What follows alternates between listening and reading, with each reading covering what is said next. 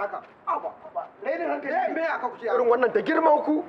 ba me ya faru da girman ku raina mu hankali ya me yace ma wata rainin hankali mu da ba zan taba yadda da maganar sa ba wata ƙarya mu da ba tunanin ma abun nan gashi nan ya gaya ma ka san me nace mar kan na ce mar ba zan taɓa manta ba wata rana lokacin da ina ƙauye kafin da birni saboda ƙabar sauran garin mu na taɓa kwanciya bacci da safe sai farka ne daga kawai sauro ya taɓe ni ya je ya kai ni tsakar gida ya ajiye ni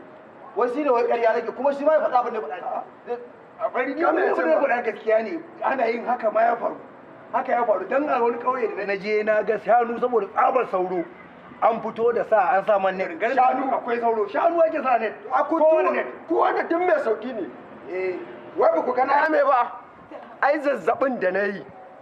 duk Kano an rasa magani sai da na je asibitin Murtala ina zuwa asibitin Murtala wani ga ya raka ni office din wani babban likita ina zuwa office din likitan na ya duba ne ya bani paracetamol duk guda ɗaya ya yi girman mandiri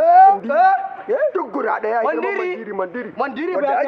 mandiri ya yi girman haka fa kware ma kuwa ka gan shi mandiri fa ya kai haka fa satan uku ya ban nika shi kake hambuɗa garin ko kuwa ba idan na zo na buɗe baki na danna shi na makama ruwa ba kana da ba ma na san asibitin a me ka ɗauko shi a ka kai gammo ka ɗauko shi ko a daidai sau yana ban da na ga manya da na kira mai are sau ya shigo aka ɗaure ya a sama kamar sili aka kan shi ya kira na faɗi na danna shi ya girman mandiri magana da shi nake sha